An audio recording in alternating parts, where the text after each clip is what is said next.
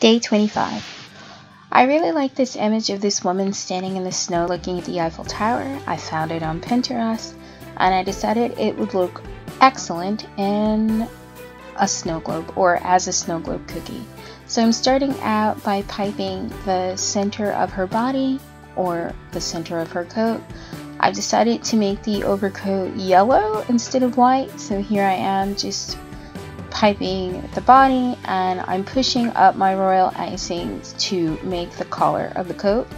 And once I like the way the center of the overcoat is looking, I'm going to go in with my deeper yellow and pipe on the shadows.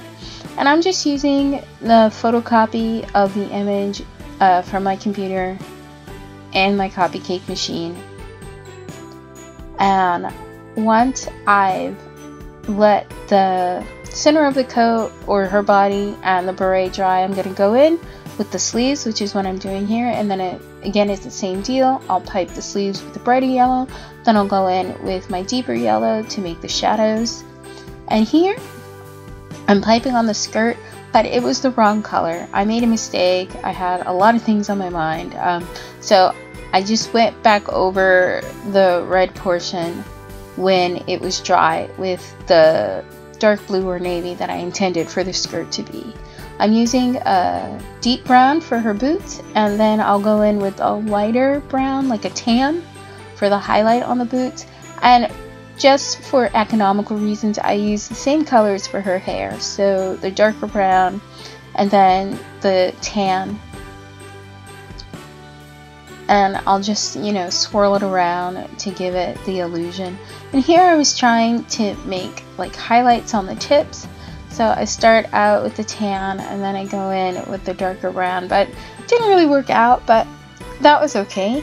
And here I'm piping on her bag, and I make a mistake here. The strap is only supposed to be on, the back of the coat where her shoulder, or I should say her back and her arm meet, because obviously if she was a real person, the strap would be on the front of her body, which you can't see, so it would be hidden.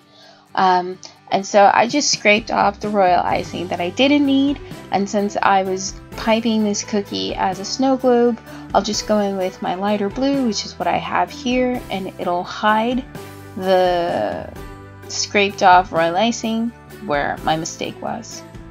And because with all of my previous projects you've seen me flood cookies before, I didn't feel like showing it to you. I was tired and I was like, you've seen it before, you know the deal.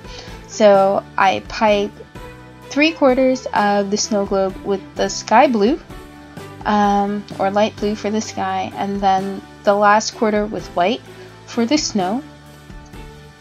And to really give the illusion that the snow is piling up, I piped a thicker white line where the snow meets the sky, and then a thicker white line around her feet to really make it like there's a good accumulation of snow.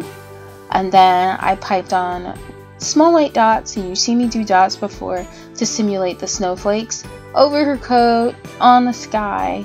And I finished everything by dusting it with luster dust, because why not? It's day 25. There's snow, you know how I feel like snow needs to glisten. And I made this cookie cutter shape as well as the Hello Kitty cutter shape. So for the snow globe, it's 3 pieces. It's a large circle and then 2 smaller rectangles. I think that was probably the most challenging part of that cookie. And since it is day 25 again and my last day, I wanted to show you a compilation of all of my favorite cookies from this project. Vlogmas was really hard and challenging. I was tired a lot, I was irritable, I didn't realize how much work it would be. Because I've done decorated cookies before on much smaller scales, I didn't think it would take as much time as it did. It threw me off my Christmas game. And it was really challenging, and if I did this again, I would not do 25 days. It's way too much for my lifestyle. I'd probably just do 12 days. But seeing all of these cookies really gave me a sense of accomplishment. It made me feel like, wow, look at what you did. I'm really pleased and really proud of myself. So that's it, day 25. Thank you for sticking around. Thank you for listening. Thank you for watching. Bye.